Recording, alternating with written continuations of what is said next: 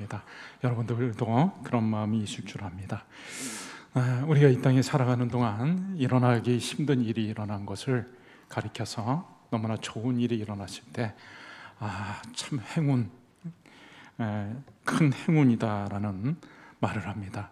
이런 비유가 적합할지는 모르겠지만 저는 한 번도 하지 않았지만 카지노에 가면 슬롯 머신이라고 하는 것이 있는데 당겨보신 분들, 경험하신 분들은 아실 것입니다. 세븐, 이 7자가 3개가 연달아 터지는 것 같다가 잭팟이 터졌다 그렇게 얘기를 하고 무려 확률이 37만 분의 1이라고 합니다. 어마어마한 확률이 이루어진 것이죠. 잭팟이 터지는 것보다 더 어려운 확률이 있는데 우리가 보통 아주 큰 행운을 받은 사람을 가리켜서 로또 맞았다라고 이렇게 얘기를 하죠. 로또 1등 복권에 당첨하는 되는 확률은 무려 800만 분의 1이라고 합니다. 그런데 로또 당첨되는 것보다도 더 힘든 일, 기적 같은 일이 있습니다.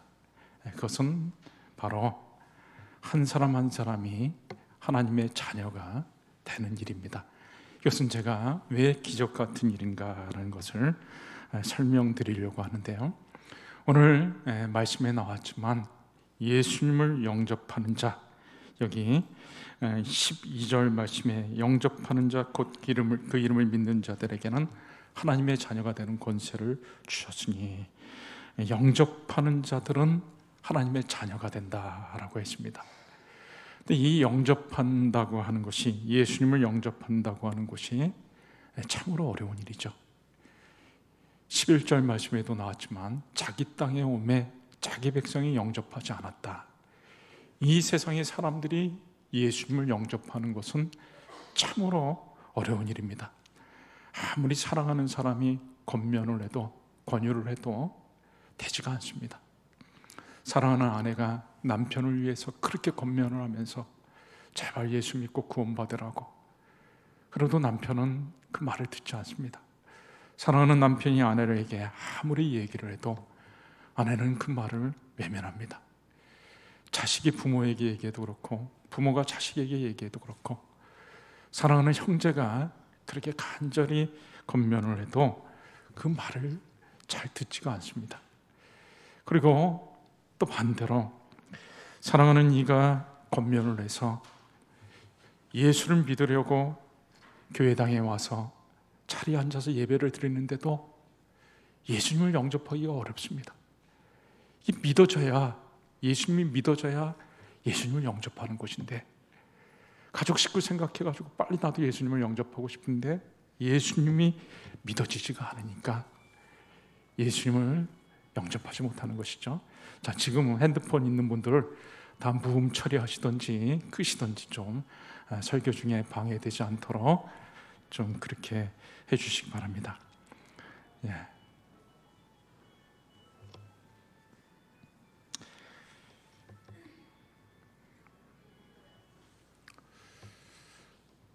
왜 사람들이 예수님을 영접하지 않을까요? 각 사람이 예수님을 영접하지 않는 것은 예수님을 제대로 알기가 어렵기 때문에 그렇습니다. 예수님을 영접하려고 해도 예수님을 알아야 영접을 할 것 아닙니까? 예수님을 아는 것이 참 어렵습니다. 대학 교수들이 제일 어려운 책이 성경책이라고 말을 하니까 이 성경에 나와 있는 내용들을 이해하기가 참 어려운 거죠. 예수님의 제자들도 그러했습니다. 3년 동안이나 예수님을 쫓아다녔는데도 예수님이 어떤 분인지를 정확히 알지 못했습니다. 그래서 예수님을 정치적인 메시아로 생각했기 때문에 자기들끼리 막 서로 싸우면서 이제 우리 주님께서 정권을 잡으셨을 때 나는 이런 자리에 앉기를 원한다. 서로 자리 싸움을 가지고 다투기도 했습니다. 그리고 빌립은 예수님이 어떤 분인지를 몰랐기 때문에 예수님에게 하나님을 보여달라고 이렇게 얘기를 했죠. 예수님을 제대로 세상 사람들이 알았더라면 십자가에 못 박지도 않았을 것입니다. 고린도전서 2장 8절 말씀에 나왔죠. 이 지혜는 이 세대의 통치자들이 한 사람도 알지 못하였으니 만약 알았더라면 영광의 주를 십자가에 못 박지 아니하였으리라. 이 세상 사람들이 예수님이 어떤 분인지를 알았더라면 예수님을 십자가에 못 박지 않았을 것입니다. 이 땅의 사람들은 예수님이 누구신지를 알기가 어렵습니다. 왜 알기가 어렵냐면은 그들은 영적으로 어둡기 때문에, 영적으로 눈이 가려졌기 때문에 그런 것이죠. 여러분, 우리가 어두운 곳에 있으면 사물이 잘 보이지 않습니다. 바로 옆에 있는 것도 찾지 못합니다. 마찬가지로 이 세상 사람들이 영적으로 어두운 가운데 있기 때문에 예수님이 어떤 분이신지를 알 수가 없는 것입니다. 예수님은 분명하신 분입니다. 창조주시고 통치자시고 우리의 왕이 되시고 만왕의 왕이 되시고 우리의 구원자가 되시는데도 불구하고 이 땅의 사람들은 영적으로 어둡기 때문에 예수님을 알지 못하는 것입니다. 주일날 교회 와서 예배 드리는 대신 바깥에 나가가지고 놀러 다닙니다. 바깥에서 주말만 되면 나가서 놀아야 되기 때문에 교회에 올 시간이 없다고 합니다. 예수님이 누군지를 모르기 때문에, 하나님이 누군지를 모르기 때문에 그런 것입니다. 만약에 회사 사장님이 같이 만나자 그러면 그 사장님한테 잘 보이려고 막 애써서 나갈 것입니다. 그런데 만왕의 왕이 되신 예수님을 알지 못하기 때문에, 온 우주의 창조되신 하나님을 알지 못하기 때문에 하나님 앞에 나와 예배드리지 않고 자기가 하고 싶은 것들을 하면서 놀러 다니면서 그렇게 시간을 보내는 것이죠. 어렸을 때 이 개미가 먼 곳에서 자기 집을 찾아가는 게 참 신기했습니다. 저는 눈으로 보고 찾아가는 줄 알았는데 그 동네 형이 얘기해 주는데 개미는 멀리서도 자기 집을 찾아가는 것이 이 개미 머리에 이렇게 있는 더듬이 때문에 집을 찾아가는 것이라고 얘기하더라고요. 정말 그런가 했어요. 근데 실험으로 이 형이 이 개미 이 더듬이를 딱 떼버리니까 그때서부터 개미가 집을 못 찾아가는 겁니다. 심지어 집 앞에다 갖다 놨는데도 찾지 못하고 빙빙빙빙 헤매고 도는 것을 보았습니다. 여러분, 우리가 예수님을 알려면 영적으로 어두우면 예수님을 절대로 알아볼 수가 없습니다. 영적으로 눈이 뜨이려면 성령님께서 역사하셔야지만이 눈이 뜨이는 것입니다. 그래서 고린도전서 12장 3절에 성령으로 아니하고는, 맨 뒤에 보시면 성령으로 아니하고는 누구든지 예수를 주시라 할 수 없느니라. 그러니까 성령께서 눈을 밝혀주지 아니하시면, 영적인 눈을 뜨게 하지 않으면 절대로 예수님을 알아볼 수 없다는 것입니다.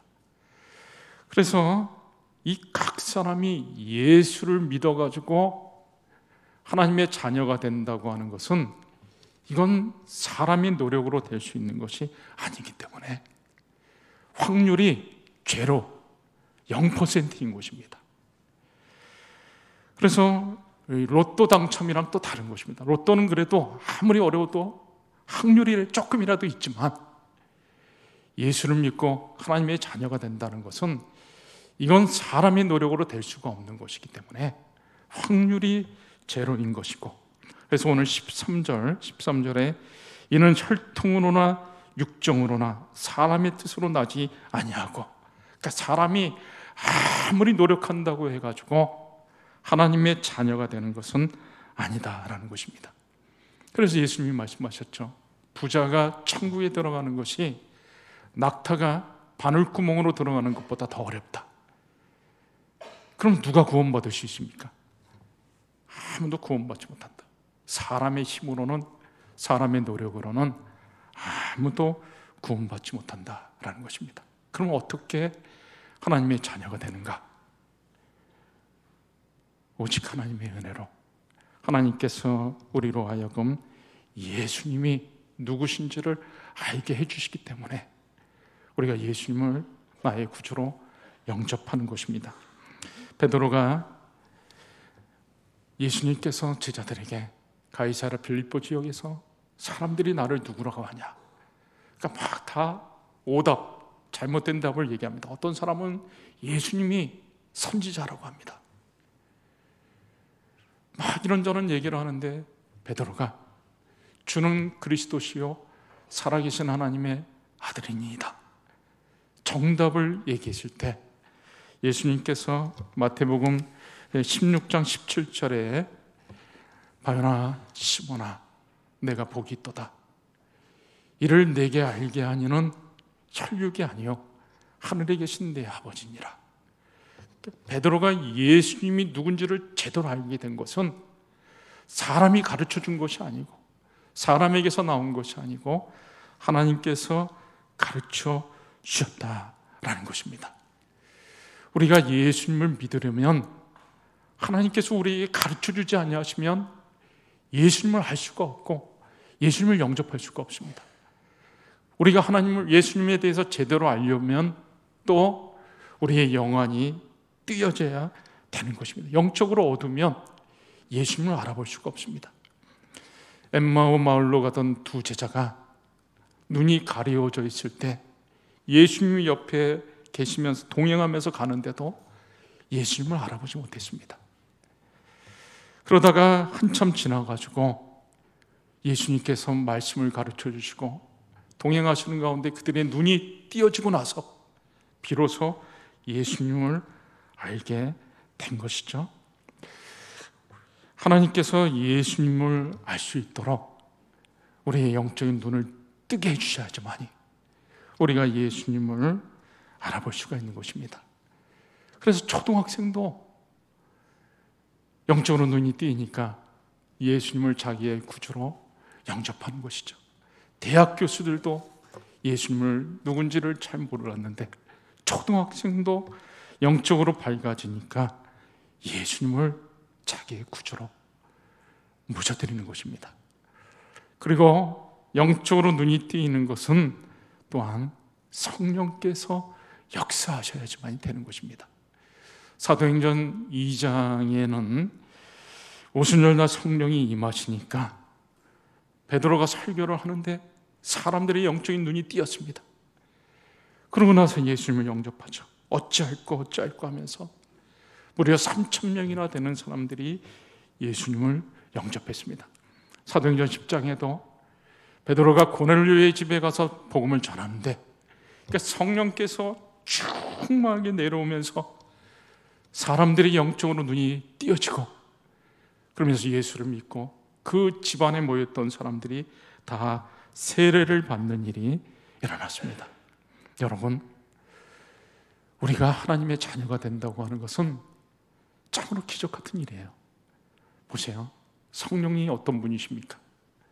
성령은 하나님이신데 이 거룩하신 하나님이 우리에게 찾아오셔가지고 역사하셔야지만이 우리가 예수님을 깨닫게 되고 발견하고 예수님을 영접할 수가 있거든요.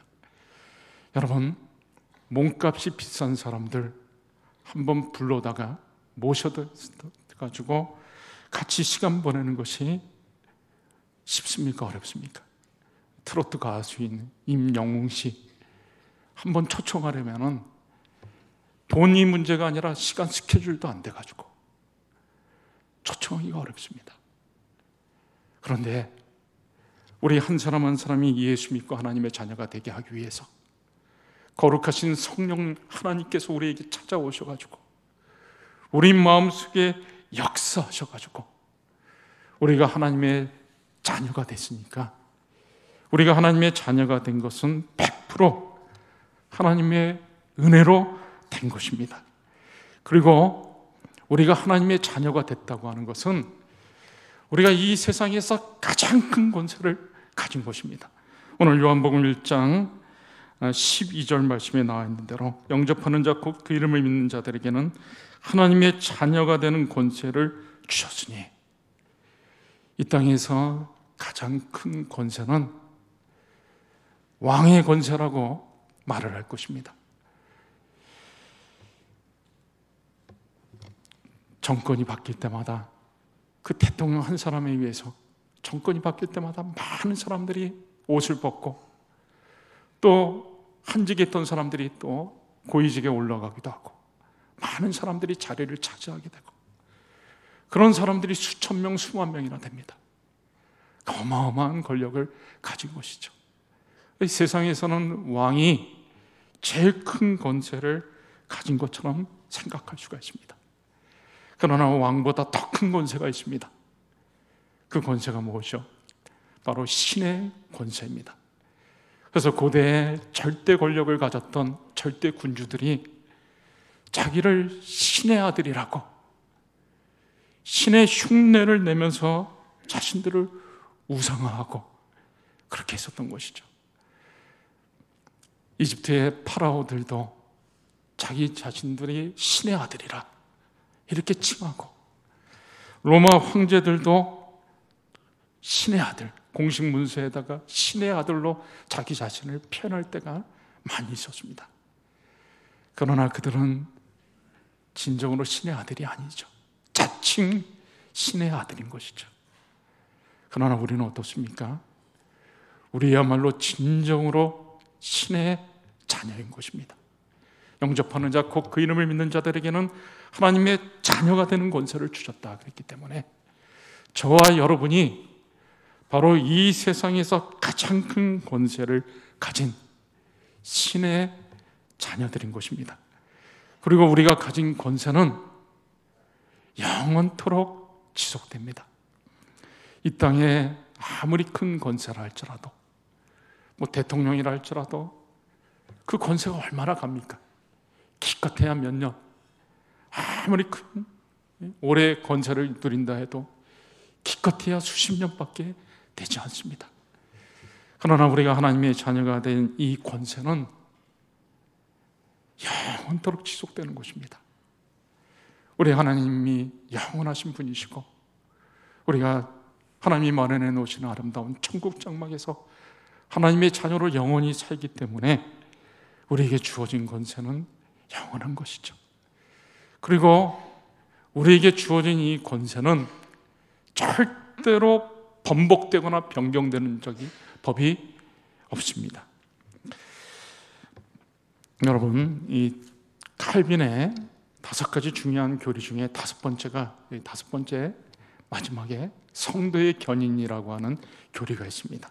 이 견인이라고 하는 말은 경고할 견자에다가 인내할 인자를 써가지고 견인이라는 말을 쓰는데 이것은 하나님께서 한번 구원한 백성들, 하나님의 자녀들을 끝까지 견고하게 붙잡고 인내하면서 그들을 천국까지 이끌어가는 것을 얘기하는 것입니다. 우리 보통 차가 문제가 있을 때 견인차가 오잖아요. 견인차가 와서 차를 견인해가지고 끌고 갑니다.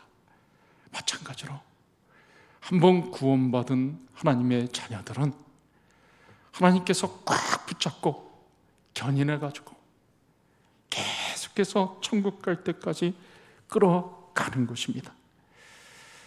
우리의 가진 권세는 중간에 번복되거나 변경되는 법이 없습니다.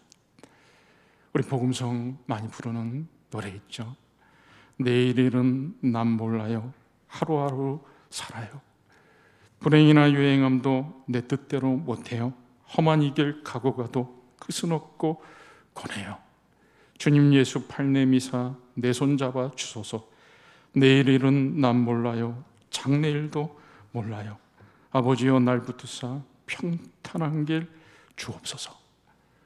이 가사에 나온 대로 우리는 내일 일을 알지 못합니다.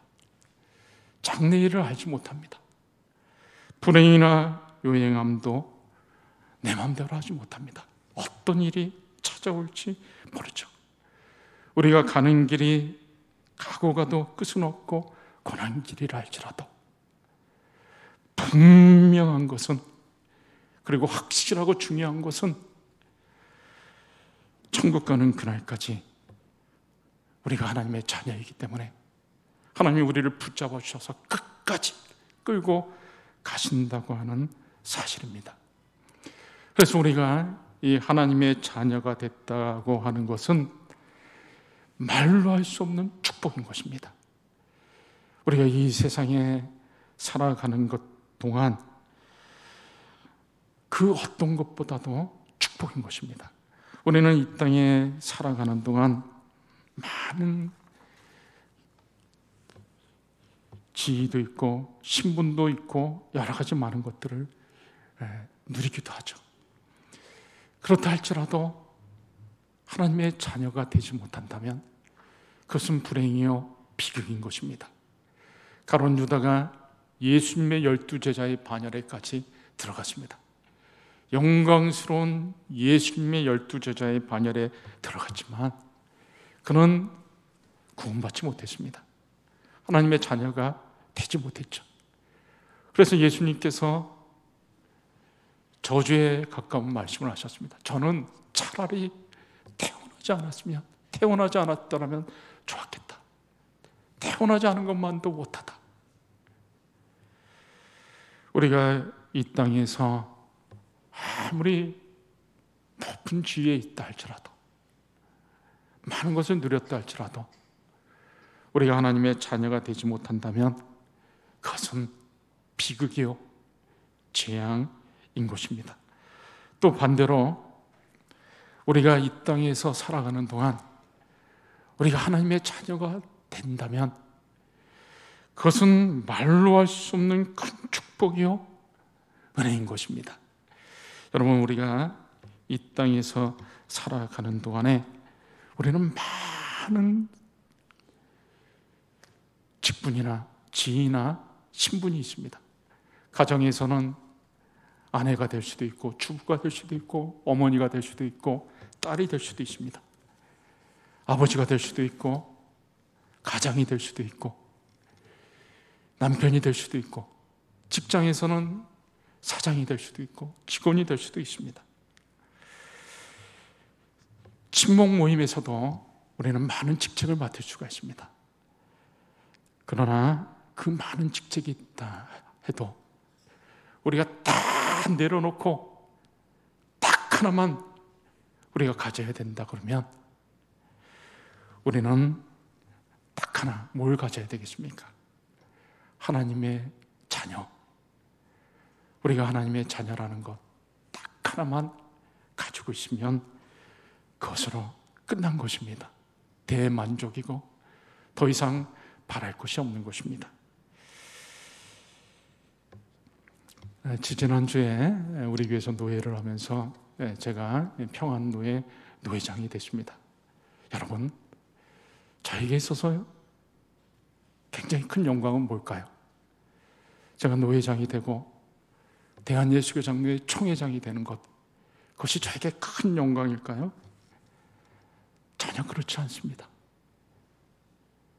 저에게 있어서 가장 큰 영광은 내가 하나님의 자녀가 된 것, 내가 하나님의 아들이 된 것, 그리고 이 권세는 영원토록 지속되어지는 것, 이 권세는 결코 중단되거나 반복되는 일이 없는 것,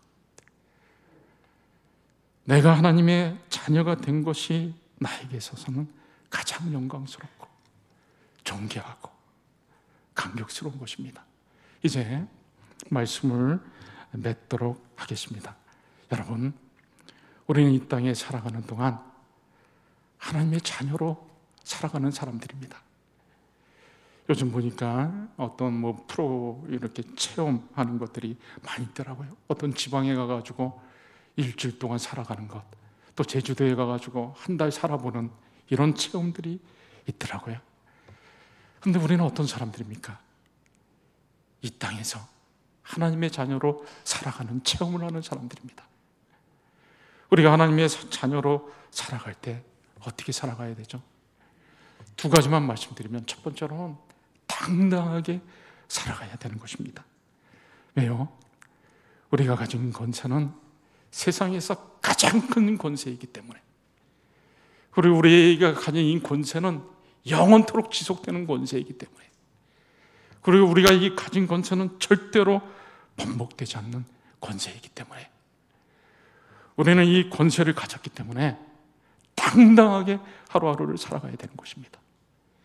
그리고 두 번째로 우리는 이 권세를 가졌기 때문에 고귀하게 살아가야 되는 것입니다. 여러분, 우리가 하나님의 자녀입니다.